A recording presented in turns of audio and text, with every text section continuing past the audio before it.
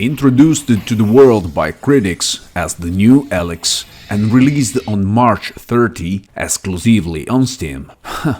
How nice to say it from time to time. Grazie Brown and Zulubo Production tried to bring a breath of fresh air to the PCVR market with an unusual title, of which I am going to talk and in depth in this Vertigo 2 review. Let's start immediately with one of the elements that will mainly keep the headset stick to your head to discover this game, the story. Vertigo 2 is a single-player shooter adventure natively developed in VR for PC that will take you deep underground, where you will find Quantum Reactor 7, where your journey home will end. You will have to face bizarre alien animals that arrive from other universes, and deadly robotic security forces, whose job is to eliminate all life form from the reactor. It won't be easy to figure out who to trust, and during your adventure you will come across sinister and mysterious characters. I don't want to tell you more about the story of Vertigo 2 because I want to leave you with the complete pleasure of discovering it from the very first minutes, but I can assure you that although the game itself doesn't want to take itself seriously, the story is articulated and is perhaps the backbone of this game. The graphic rendering of Vertigo 2 is one of those elements that will continually amaze you. The initial impact, starting from the menu, is good and very reminiscent of the constantly suffused scenarios of Hubris, with those same alien creatures floating everywhere.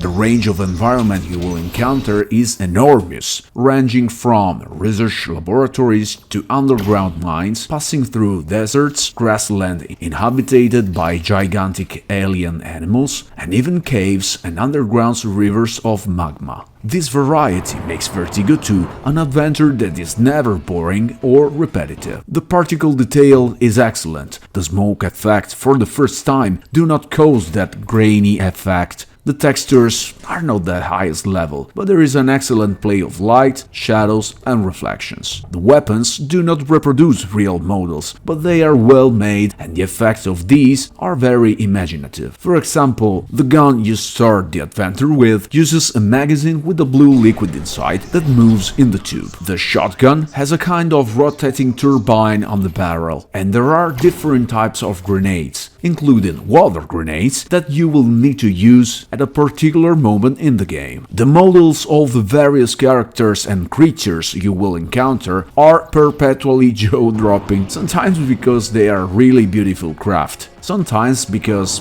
well, what the hell is that? As already mentioned, the level of graphic quality is not the best. The polygons are a little reduced, but the final result is an excellent compromise between graphic quality, always surprising, especially in the panoramas, and performance, because even with my 1660 Ti, I was able to play this game at maximum detail without any uncertainty, not even in the most agitated phases. Now I will explain why Vertigo 2 has been compared to Half-Life Alyx. The hybrid locomotion system that combines smooth movement and teleportation is also present in Vertigo 2, and teleport can also be used for dodging, but it doesn't make you invulnerable. Then there's inventory management. Weapons are selected by opening a wheel with the right controller and choosing the weapon you want to use, while on the left hand you will have 3 slots in which you can put medkits and other items, such as grenades. You will also often find panels where you can heal yourself by taking a syringe connected to a device and pricking your arm or hand. Finally, Vertigo 2 is also physics-based, a game that bases its gameplay on the exploitation of physics, and I will tell you, I found throwing grenades more precise than in Alyx. Collisions with objects and with the world feel flawless. For the entire duration, I have never seen my hands penetrate walls, shelves and other objects. The same goes for weapons, which can be used to push doors, flaps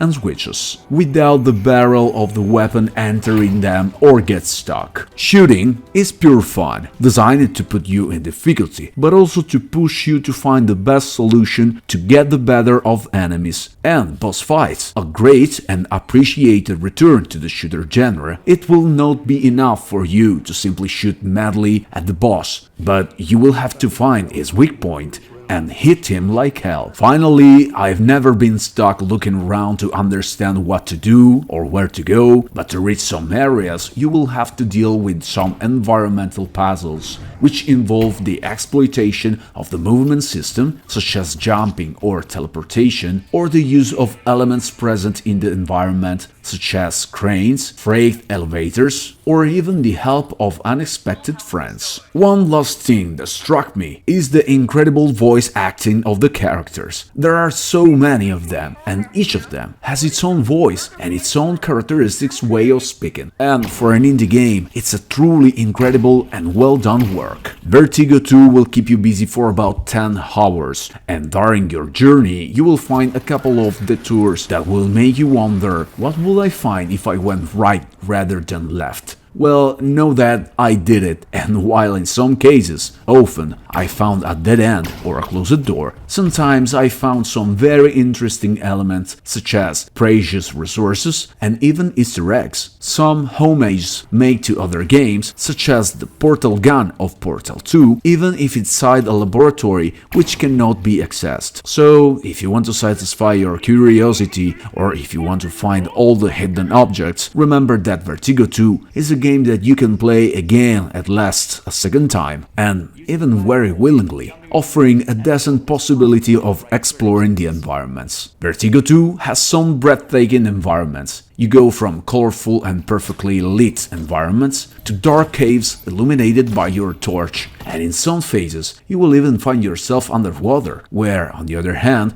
you will have to move your arms to swim. In the narrow spaces of the corridors crowded with strange creatures, to the immense expanses populated by gigantic alien animals, you will not be able to do anything but stop constantly to observe the show around you. Sometimes for the beauty of the sceneries, other times from the strangeness of what is happening before your eyes, and the ability to interact in a very precise way with everything around you makes Vertigo 2 a game in which you'll be able to keep the headset on your head all the time you want without ever getting tired. No, we are not in front of the new Alyx. I will say that is a tribute to other titles such as Portal 2, Prey, Boneworks. These are the titles from which the developer has certainly taken inspiration. But we are far from the technical perfection of Alyx. Even if this title, to be a work of an independent, it offers a lot of fun and experience that has been missing for a long time in VR. Vertigo 2 offers guaranteed fun, craziness and madness in every scene, imaginative and upgradable weapons, strange, mysterious and captivating story. On the other hand, even at ultra details, shadows and texture remain of just enough quality and the level of polygons is low almost everywhere. It lacks running, and even with fluid movement you find yourself having to constantly use the teleport to speed up a bit. Sometimes autosave at the wrong time, forcing you to reload the previous one. I leave you with a few seconds of gameplay. Thank you for watching completely the video. Like, share, subscribe and ring the bell. If you want to support the channel, click on the thank you button under the video. From Ben it's all, see you to the next one and see ya